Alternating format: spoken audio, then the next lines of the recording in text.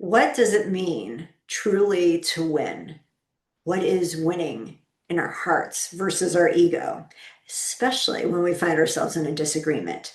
This week, we are exploring this topic in ways where we honor Mary Magdalene and for how she is guiding us, what karma is teaching us, and ways that we can walk the way of love in our humanity and why it's important now more than ever. So let's get started. Welcome to the I'm Perfectly Divine podcast, a place for the strong, sensitive, spiritual seeker to recognize the perfection of your human journey, emotional and spiritual worlds through proven and grounded frameworks that support you to live in the wholeness you already are. For over the past 2 decades, I have supported people from all around the world, as well as Fortune 500 companies, to dissolve the divisions within them and live with greater empowerment and love. This podcast is an exploration of the paradoxes that befuddle us as we live our lives being both human and divine. Together, you and I, along with other experts, will navigate integrating psychology and spirituality, the divine feminine and the divine masculine, the darkness and the light, to create greater sacred union from within. I believe through your remembering that you are innately divine, that you will allow yourself to more openly shine. So let's get to it, because your unique light is needed more than ever. Hello and welcome to I'm Perfectly Divine podcast. As you know, each week I want to get into our human challenges and really look at how they are guiding us to remember our divinity. And that's the whole point. And this is the whole gift, that we get to have this human experience. And I know it doesn't always feel like that, especially when we are experiencing a disagreement with another. And so I want to share something, actually my own disagreement that I had while traveling, as well as with a client who is experiencing a disagreement with a roommate, and how to look at these scenarios as best as we can from the way of love and honoring our human needs, and how we are guided to step into our power, and how that may look different than what we've been taught our power really is. And so we are in a time in our world where we're seeing lots of disagreement, where we are seeing war. And there is this call that we are shifting to learning to resolve issues with greater peace and truth rather than powering over.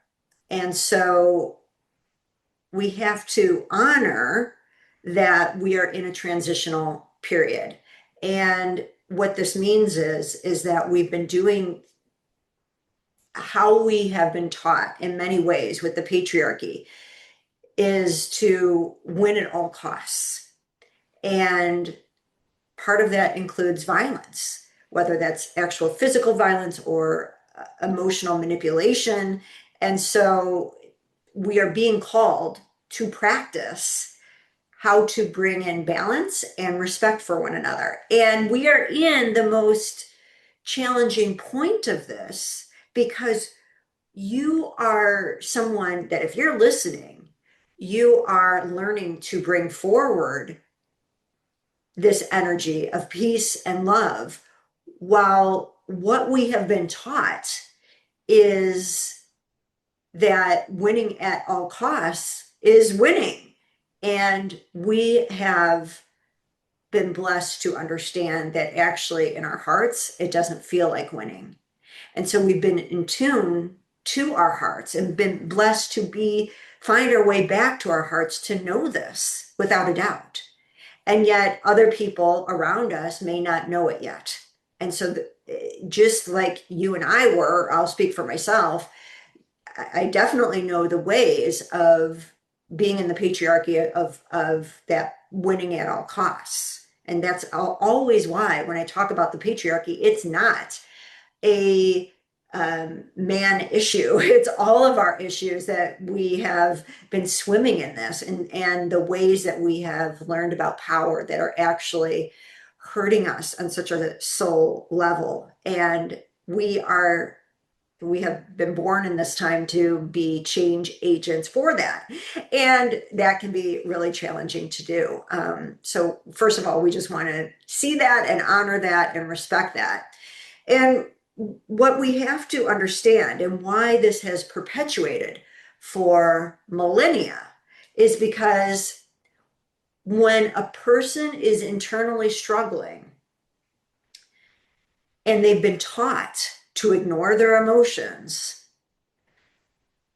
they need to win. The only way to feel a temporary sense of feeling good about themselves, better about themselves, is to try to win. And so they get stuck in this loop of, I need to keep winning and I need to win more and have more, because it's that temporary feed to the ego that says, I won. And if I won, I must be better. And we can see that people have been doing this at the cost of not only their own souls and meaning their connection to their divinity, but also to the lives of others and the hearts of others.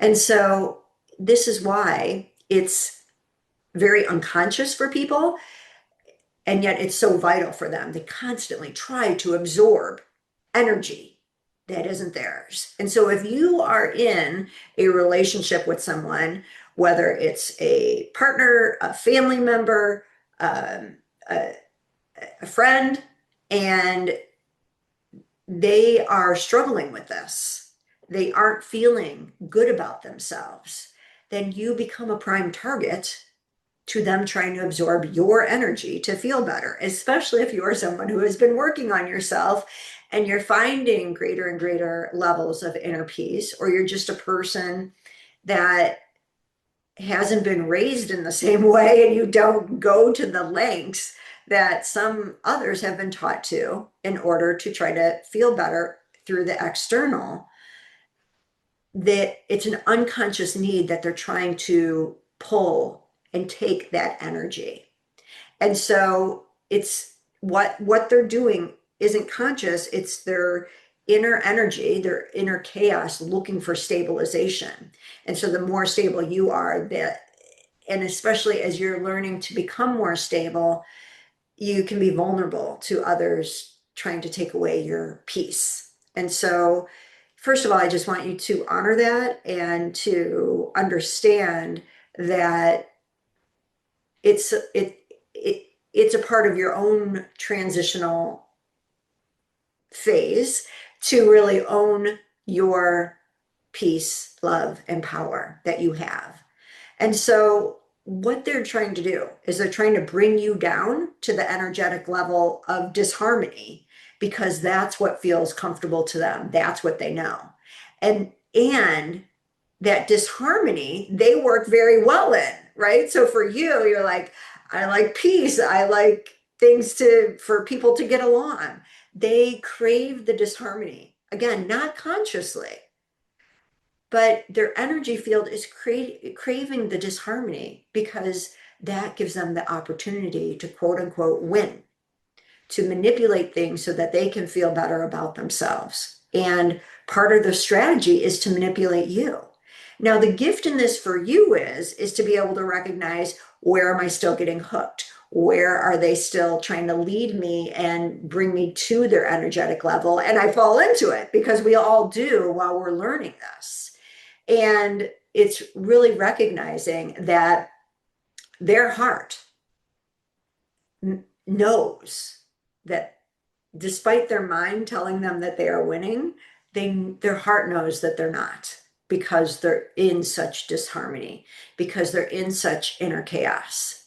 And so they have been led to believe, as I believe so many of us have, that this external taking from another is the only way to feel better about themselves. So maybe you didn't feel like that you would personally take from another person to feel better about yourself, but that sense of where we turn to the external, if I look a certain way, if I buy certain brands, if I have a certain amount of money, all that stuff on the external that makes us, that our ego convinces, then that now I'm okay. These are the same patterns that lead us into doing things that are outside our true nature in order to try to gain something, in order to try to create harmony within. And it never works, even though we've been sold that's the way to create this, harmony in these ways. So the reason why we've bought into it for so long, or the reason why we keep going into these unhealthy patterns, is because we do get a little ego burst, right? I won. Yay. But if we're honest with ourselves, then it's like, then we're back to the disharmony that is the truth of who we are in this moment, right? And that's why I've shared with you in the past that I've worked with very successful people, and they finally sought to work with me because there was this recognition that the ego keeps creating this standard of more success, more success, more success. And I'm never happy. I'm not fulfilled, even though I'm more successful than I ever thought I would be. It's because of this disharmony within. It's because of the way we've been trained of what winning looks like, and the cost of our soul of winning, when it means we've got to become something that we're not, that our hearts are telling us that's not us, that's not who you are, but we do it anyways in order to quote unquote win. So this is what can be happening on an individual level with someone that you are in disagreement with, right? And they don't recognize how they've been entrained. Again, I'll speak for myself. I feel that I've been entrained in the same way to win in this way. And then you do, and you come back to your own suffering. And that's when they are in their suffering, or you are in your suffering, that you will unconsciously try to draw the other in. And that's why, if with people that are struggling like this, it can feel like there's nothing you can do to make them happy. That is the fact. There is nothing you can do to make them happy. It never is, because it's up to each person to make themselves happy, to find harmony within. But when you're especially a partner with someone, or a roommate or a family member or friend, and they keep coming at you, seeking something from you, that's never enough, because they're looking for it in all the wrong places. But that's how all of us have been trained to go to the external, try to grab what we can get in order to soothe ourselves. But it's momentary. And especially when someone's trying to win an argument with you, that's coming from a sense of superiority, to feel relief from their suffering. Because when you truly love and care for another person, again, a partner, a friend, you don't want to win, you want harmony. And so that is one of the greatest pieces to be aware of, that if the other person is coming from a place of winning, that's your opportunity to create healthy boundaries for you, because what the game that they're playing is a lose-lose. And you've probably already learned that for yourself, right? So this is why it's so vital to disengage as much as possible. But I know that's also not always possible. But I do recommend that as the first strategy. And for some people that are learning for themselves, even though they're engaged in these old patterns, they may be able to recognize, if they truly care about you, that, or if they're attuned to their own emotions, that they really don't want to hurt you. And again, this doesn't make someone bad if they're not aware. It just tells you where they're at in their process.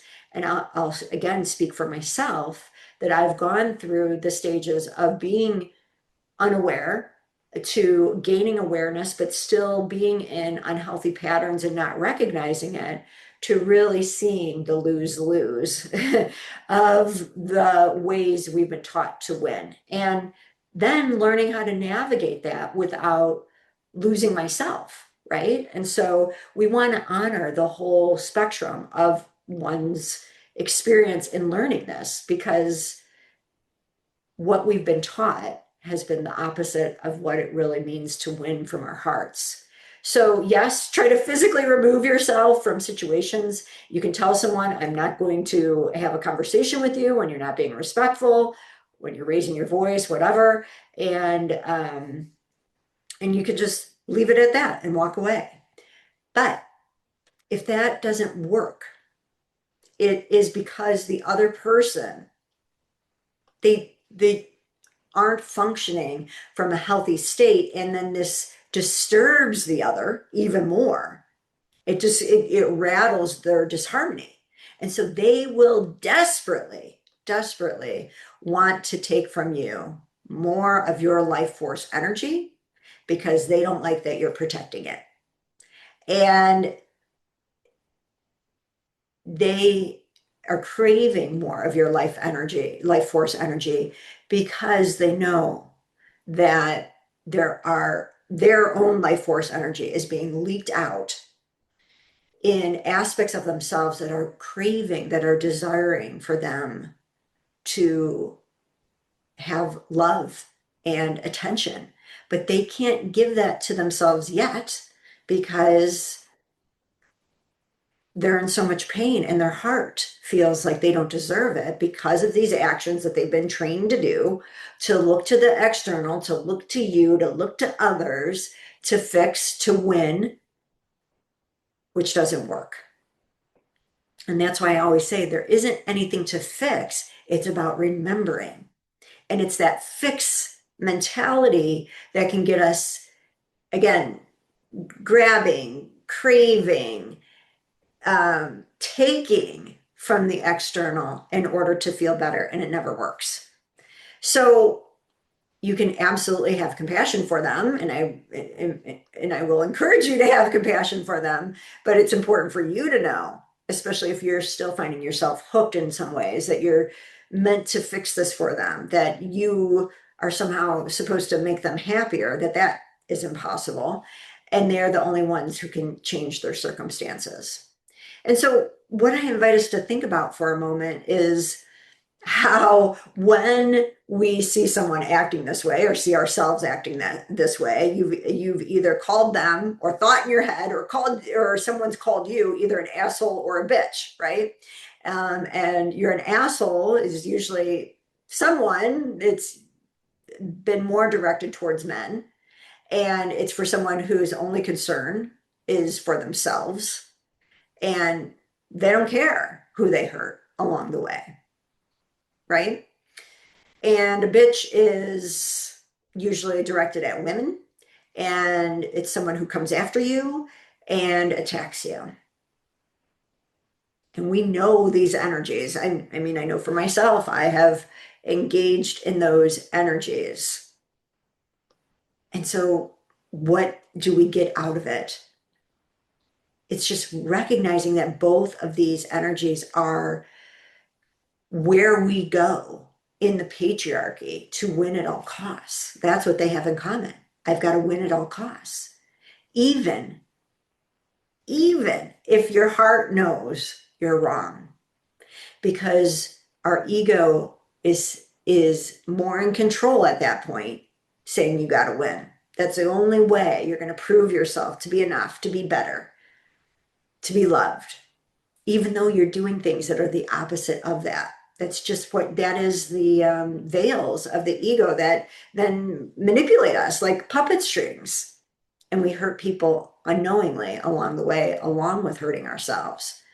And we do that in order, as a temporary fix, again, to feel better, to feel superior, and to get what you want.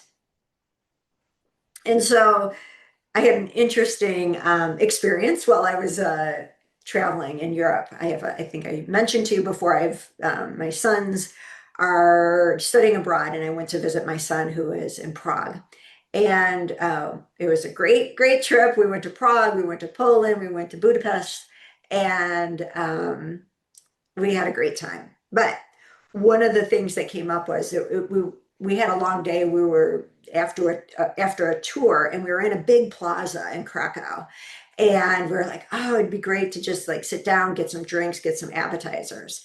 And so, we're kind of scouting out. We're like, oh, it'd be great to get a table on the outside of the plaza.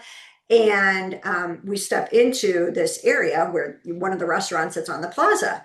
And I could see, like, from the corner that there was these women. There were three women that were they too were scouting things out, but then they left. They were, on their way out. They were kind of like, ah, forget it. I'm not gonna, no one's moving. Well, I went in to then, see what tables might be available, even if it's not like right on the plaza. And lo and behold, this group leaves. And so I'm like, sweet, I'm gonna go sit down and we've got a table. Well, this woman, she sees this out of the corner of her eye and she starts screaming at me. And she happened to be Italian, and I know a little bit of Italian. I lived there for a short time many years ago, but she was, telling me to stop and to move. And I'm like, wait a minute, I was here. And she was just insistent, like, um, again, broken being able to translate, but she was like, I was waiting, even though she was actually leaving. And so for me, in the past, I would have been like, no, like, this isn't right. And you left and I'm here. And if you were here, you would have sat down here first, right? But I was just like, you know what? I'm like, it's okay. Have the table. Because winning to me I'm not going to disturb my peace. I'm not going to deal with someone who wants to win at all costs to have this table. Right? I'm just like, that's all good. Like, I'll find a different table. I will be fine, And so it's just interesting to be able to see this, because then what I noticed afterwards was that well, the other thing that was interesting was that someone kind of applauded her. Like, and again, I'm using limited Italian that I understand, but they were like, basically another Italian group was saying, yeah, don't mess with Italians, right? And I was like, and I just looked and I was like, okay, if that's like your version of winning. But what was interesting was I could see that this did not settle right for this woman. And so she got the table, but I could just sense in her energy that her heart knew something was off, about that what she did was wrong. It wasn't fair. And so she turned to her phone to start coping. And right, so we all have these ways that we turn to cope. Some are healthy, some are not. And she turned to her phone to kind of soothe.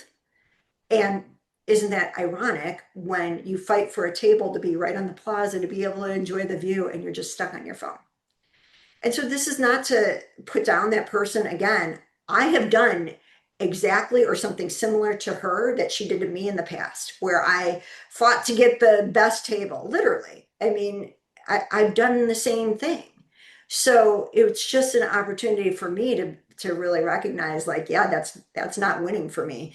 And I was just like, let karma do its thing, and literally we just moved on around the plaza, and boom, a table opened up for us right on the edge of the plaza, different restaurant, and voila, not a big deal. But it's just interesting that that mentality is still, I've won. And it was very apparent that in her heart that was not the felt sense. And I know for myself, when I've done the same thing, I felt righteous in the moment. Ha, I got my way. And but then inside I was like, so should I have a drink to ignore what I really feel, right? So the energy, because it is in disharmony, will seek harmonization. That's what's going on. And we have a choice when we are seeking harmony, when our soul is seeking harmony, which it always will, is to listen to the unsettled feeling, to grow from the experience, or to soothe it, and in a way where we pass it up. We pass up the opportunity. And that's what I mean when we turn to our phones, when we turn to alcohol, whatever it is, to make ourselves kind of ignore that feeling that we have within our hearts. And when we choose soothing, this is not true balance because we're not getting to the root of what caused the disharmony. So this is when karma kicks in, and there's a saying that karma is a bitch because karma is not, it is that unrelentless part of our soul that is seeking harmony. It's unrelentless, though, for our higher good, not to just get its way. So when we choose soothing, it's really understanding that this is because we have an opportunity to do things differently.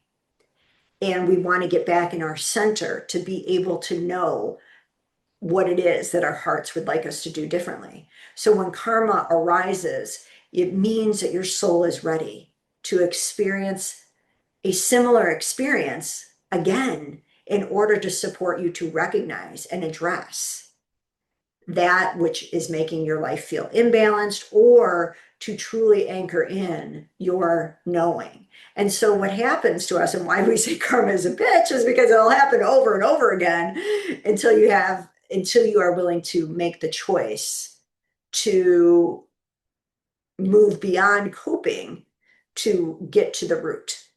And so it's important to understand that when we're in disharmony, turning to coping could be a healthy thing, right? You can do healthy things like meditation, prayer, yoga, or you can turn to coping that's more unhealthy, like addictions and distractions, from our phone to the food to alcohol. So there's coping, and then there's getting to the root. So by using healthy tools that support you to cope with the disharmony you're in, the reason why they're helpful is because you are more likely to be guided back to your center. And that's when you can hear your inner guidance helping you to make inner changes that are more about getting to the root. And then you would actually have to be willing, to be vulnerable enough, courageous enough to look at the root of what is going on within you that caused the disharmony to begin with. So it's important to note that coping in and of itself isn't in any way less than doing the deeper work. It's just part one. It's, we need the tools oftentimes when we're upset, when we feel off center, to get back to center, right? And there's coping that doesn't get us back to center. It just washes away us being attuned to our truth. And then there's healthy coping that allows you to tune more within. And it's really understanding that as you keep experiencing karma or experiences that feel like they're on repeat, it's to invite you to go to that deeper aspect that causes disharmony in order to free you. It's all being done to free us, to liberate us. And so it feels challenging because we can't see the ways that the ego has veils that are making us see things in a certain way. So trust me, I've done it all. I have done the unhealthy coping where I've turned to alcohol and just to make myself feel temporarily better in the moment. And then, of course, the next day I feel like crap, not just physically, but emotionally. That's where people say they wake up after alcohol, they feel depressed, they feel anxious. This is because we've used coping in an unhealthy way. I've also been big on and into meditation, prayer, yoga, all of which did center me, but that alone is going to be temporary. It was temporary for me until I realized that there was a call to greater courage to go within and do the deeper experience of liberating my soul more and more from the bindings of my ego. So I want to break this down a bit. I want to really make sure that we get this, because till this day, every morning, I start off my day utilizing prayer, meditation, and ritual. And I do this daily to center myself into my truth of my humanity and my divinity as equally honorable aspects of love, and to honor the energy field and to work within the energy field. So I utilize these modalities every day. I also turn to prayer, meditation, and ritual as a coping tool when I'm upset, in order to support me to get recentered and to be able to see and understand beyond my limited perspective. And then that is often going to guide me to the next step of what I need to do to get to the root, to distill greater remembrance of my truth. What do I have to do? And the actions that I need to take that are different in order to then embody with a knowingness of my truth.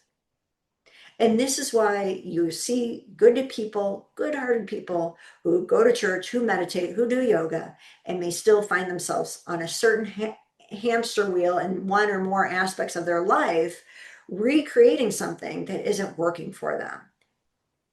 And certainly that way of feeling better is better than the unhealthy coping that turns us to distraction. But they're not recognizing that these practices are part one, and they do support us absolutely to know ourselves, especially more of our spiritual selves. But where people often get stuck is we must ultimately choose to know our whole selves, including our humanity and divinity together, with love, with compassion, with understanding, without making one better than the other. And the gift is that the more we do, the more liberated we feel, and the more love we get to experience, because we are offering it back to all aspects of ourselves. So this liberation includes being able to stand your ground. And this is the difference between fighting and anchoring into your truth. Not anchoring in a way where you're just being stubborn, but it's that you are willing to stand in the knowingness of your heart. And this is where Mary Magdalene comes in, because she has guided us to be the watchtower of our egos, but also the tower that stands, that remains, and anchors, bringing heaven to earth. And so it's recognizing that fighting is what we do to win, to temporarily feel superior. And standing your ground is being willing to stand in your truth, regardless with what others do or don't do with it. And that you do this for you. You do this where you need to be willing to have boundaries that are for the highest good of all. So you have human needs for a reason. The divine did not just make up our being human. Like we have needs. It doesn't make us weak. That doesn't make us wrong. They're actually asking us to honor all aspects of ourselves, not judge. And so often with spirituality, we can get into this notion of judging our human needs. So when you're in a disagreement, your heart will tell you that a boundary needs to be enforced, because you're either going to feel angry or sad that no one has your back. And that is your essence way of saying, I need to have my back. I'm angry because I'm letting someone power over me. And that is not for anyone's highest good, truly. And so it gives you the energy to bring forward a boundary in a healthy way that honors what you need, and to be able to say, I'm not going to have this conversation with you when you're raising your voice with, towards me or calling me names or whatever it is. And then walk away, not out of anger, but respect for yourself. And be with your heart after a disagreement. Truly, this is so important, especially so you don't turn to unhealthy coping. But it's important to honor yourself for either remaining disengaged or boundaried. Those are not easy things for us to do when, again, I've been taught, like, you fight for what you want, win at all costs, blah, blah, blah, right? We've all heard these things. And so you doing the opposite of that is huge. This is a time to heighten your strategies for self-care, especially if someone has attacked you, to help you find your center and inner peace. So amplifying the tools of prayer, meditation, being in nature to remain or come back to the love that you are, the love that surrounds you no matter what. You're not supposed to be in any way above people who hurt you. Yes, hurt people hurt you, and you want to ensure that you come back to love and knowing there is love that is always available to you to experience. That's a practice. You can also do a practice of making an energetic bubble. I believe in energetic bubbles, and one simple way to do that, we have that thread that roots us into the below, the core of the mother, to the above, the star in which you came from. And then you can make like an energy ball in your solar plexus, a white light that expands around you. I like to do like a 6-foot wide energetic bubble with blue light of protection, because you deserve that protection. You can also add to it a ring of fire that protects you from your own ego that may want to, fight back in ways that cause disharmony for you. So simple yet powerful strategies that can help you. You can also envision that their disharmony being expressed or spat out at you, that it just kind of then rolls off your bubble and it's grounded back into the earth. And allow karma to handle the disharmony, knowing that it will work. The universe works with cause and effect, with universal laws to create harmony, not out of punishment, but ultimately to liberate us. And when I experience disagreement with someone who is in disharmony, an important thing that I've learned to do is I see myself in them, that they are me in just a different timeline. And I've done something similar, or I've done the same damn thing in order to try to feel better about myself. And in this way, I don't see myself as different. I know that me and this person on an energetic level are one and the same.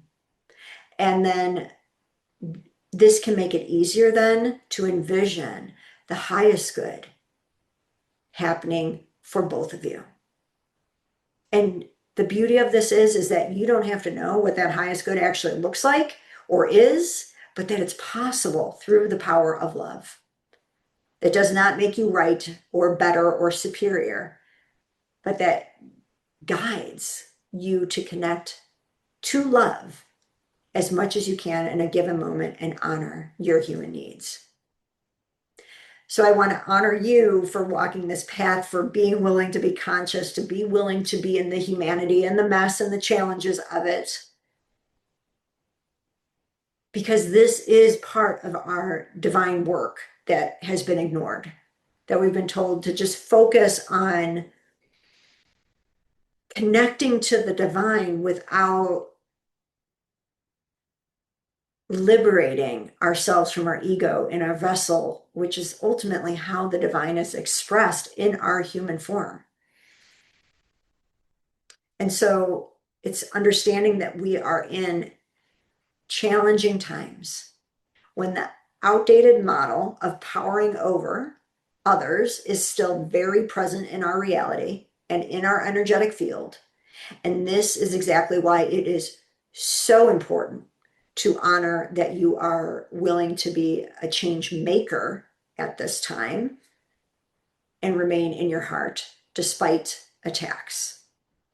And to know that these attacks can happen from anyone and anywhere, right? And it's not to separate us. So I want to be clear when I was saying, oh, this Italian person did this to me.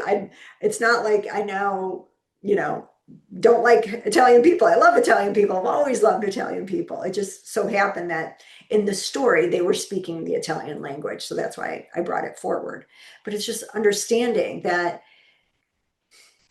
we've all been programmed into this power over culture, into what it means to win and to have compassion, that you are part of the change maker changing that. And not everyone's going to get that. And their egos are going to feel this temporary boost and superiority. And let them, because you know what it's like to be there too.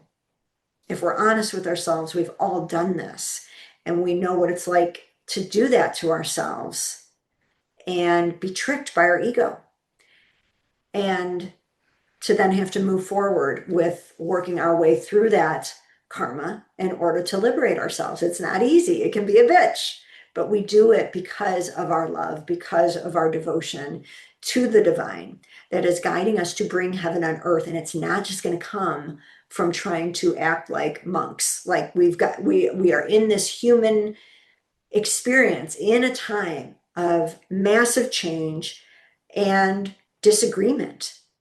And how are we going to do it differently? This is our opportunity. We're not going to get it all right, but we're doing our best to be the change makers by being the love that we remember to be. That we have been blessed somehow, some way. We've been blessed to come out of that veil of what it means to win, and to know that that's not truth. It's a blessing that you can recognize this, that you don't have to live with that inner torture. Because believe me, I've worked with the people where that has been so programmed, and they're still just left with disconnection from their heart and a lack of feeling love. And somehow your life has led you to greater love. And I know that because you would not be here. And so you've been taught through life, hard earned, I'm sure, the lose-lose proposition of what we've been taught is winning. And so it's hard wisdom gained, and to honor yourself for that, and to honor how you're embodying this, the more you are willing to put it into action and trust the energy field, regardless of what immediate circumstances look like in the moment, to know that the way of love is creating change. The way of love is creating change. The way of love is creating change. And it's happening through you. And to honor that, because you are learning to respond differently, whether in disagreements or whatever it is. And your efforts are changing the trajectory of our collective field, of your personal field, so we can live in greater harmony. So thank you for the love that you are, the inner work that you do, and for knowing that there's nothing to fix, just to remember. So I look forward to seeing you next time. Until then, take care. So I have a bit of an add-on, because I did record this podcast a couple weeks ago, and now where we are at in the world, it where there is threats to an entire civilization and mass killing, that it feels important to underline a few things about this episode. First of all, this episode really is about our interpersonal relationships, but certainly how we respond within ourselves and towards one another, I do believe matters more than ever. And I want to be clear that the work that we do in the energetic field is vital, and it's not everything. And especially when boundaries continue to be crossed, right? So I do believe even what is happening in the world, or especially what's happening in the world, it is significant. It is important that we keep weaving a bigger dream where there can be wise, conscious, peaceful leadership in this world.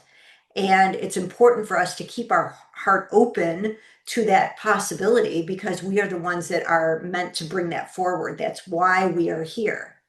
And we are here in the human form so that when our human boundaries get crossed, that we take action that supports ourselves and supports our values.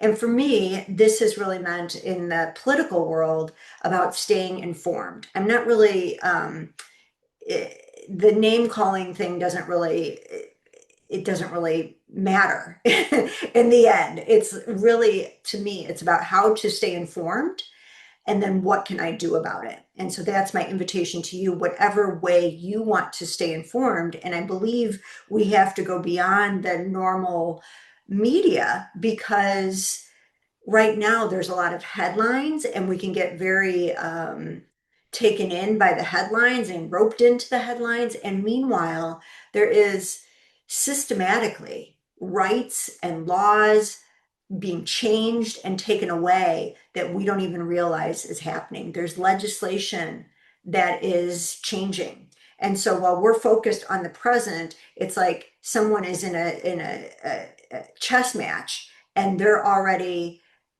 3 or 4 moves ahead.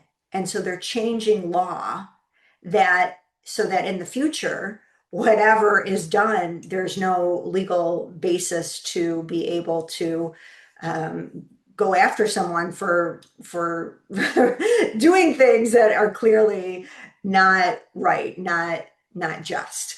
So this is where I really have found it's important to step into our power and stay informed. And it's really important, especially if you are a spiritual person, to not buy into the belief that being spiritual means we're not into politics, because we know throughout the millennia that our spiritual expression has been impacted by politics. And we're just overcoming the story in Christianity of the resurrection, where Jesus died on a cross because of politics, and how that shaped our history, how that reinforced a patriarchy, and how that clouded all of us, not just men, women and men, in a power over dynamic that we feel is justified. And I've worked with people, and I know myself, is that we've all engaged in power over behaviors, and that has gotten reinforced by the patriarchy, by this win at any cost mentality that, as I was sharing previously, is a lose-lose. It's a lose for our souls, and it's a lose for the greater good. And so we're at this time right now to be active because we are conscious. And then how can we consciously take actions that affirm the boundaries that are important to us? So I have a couple people that I would suggest that offer not just what's going on, but the specific actions that you can take, because this is where your voice still matters. And they are getting into those elements of legislation that aren't top headlines, but that are important right now, that are setting things up for what is up ahead. So I will put their Instagram names in the show notes, but one is Lawyer Oyer, and the other is Jess Craven 101. And if you have any, again, that are more about what actions we can take. That I think is the most significant thing for us right now to be able to do to, again, create healthy boundaries that allows our voices to be heard and to matter. And then the last thing I need to address as I wrap up this add-on portion is this concept of this belief in the lesser evil. Like, I'm going to do something that I know is bad or wrong, but it's the lesser evil. And this is when you see people turn to power over. And to me, this says so much more about the limits of our own mindset and our ability to temper our reactivity and our need to win and our and the need for a short-term gain over being able to be wise, think for the long term, and respond in a way where we are actually creating a win-win. And so my experience of this is with in relationships and especially with parents and where they had that lesser evil belief, I'm going to discipline because I don't want my kid being entitled, or just the crazy things that we do that we justify oftentimes because it's been done to you or we see it historically being done and we just say, well, this is the way things are done. And we're not willing to look at the fact that although that's how things have been done historically, it's not working. And I can see that, we can see that in the research, especially with parenting, that if we engage in harming our children, both physically and emotionally manipulating them to get our way, to make them shut up, to get them to behave, that you will win in the short term. You will get that short term outcome. And in the long term, you're going to be suffering within your relationship with this person that you didn't respect, that you weren't willing to see because it was more important because of our own traumas, our own insecurities, our own lack of being able to tap into a wiser aspect within ourselves to calm ourselves and find that we went to that reactionary, quick, I gotta win state.